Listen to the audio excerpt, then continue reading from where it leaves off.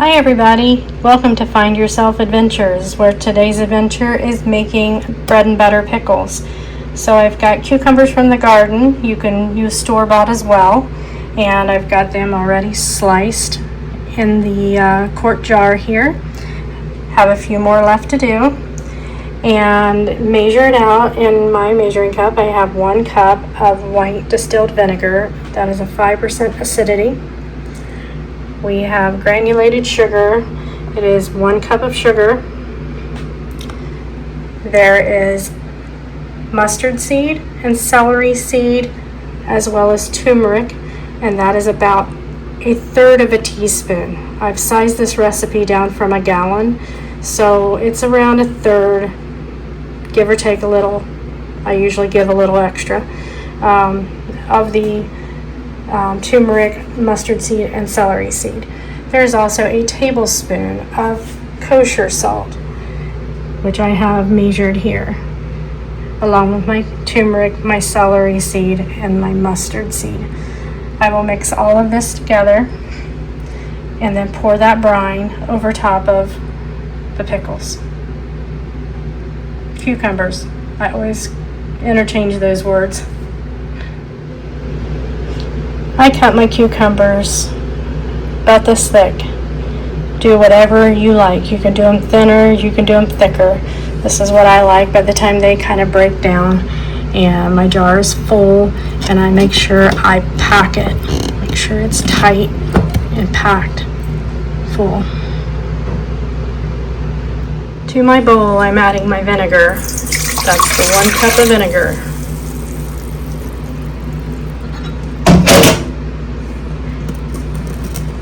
And my 1 cup of sugar.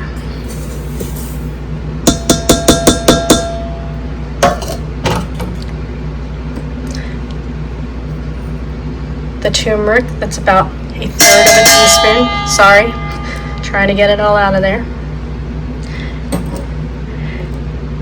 About 1/3 of the celery seed.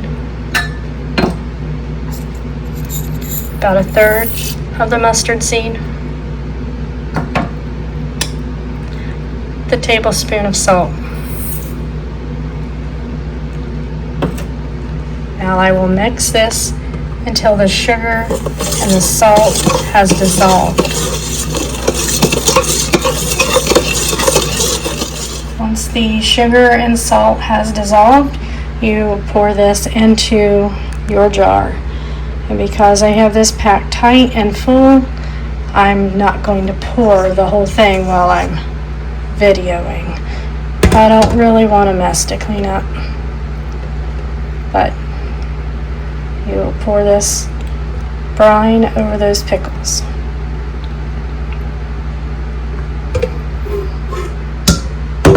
Until they're covered. This is the last of it. A little bit of sugar that's not fully dissolved, but that'll be alright. It will dissolve in time. I'll scrape my bowl. Once all your brine is in there and you have it scraped, the bowl scraped of all the ingredients that stuck to it, you will put a lid on it and you will put that in the refrigerator. Here's my lid. Look how well it fits. Alright, let's try this again.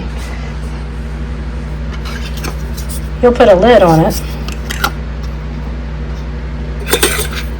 and a ring, and then I'll tighten that better because I don't want it to spill out whenever I go shaking it.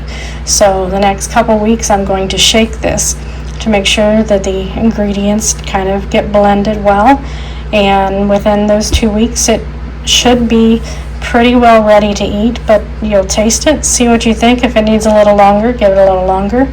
The recipe states that it will last a year in the refrigerator, and I have had mine in the refrigerator for a year when I've had larger batches, and so I would say that works pretty well. This recipe came from my Aunt Glenna, her friend from church, Mr. Elliott. This was, I believe it was his grandmother's recipe, or his mother's. It was one of the two. Anyway, it was their recipe, and it makes a gallon, but I sized it down to make a quart because that's plenty for us. And I hope you enjoyed this adventure and have a wonderful day. Happy gardening and happy adventures.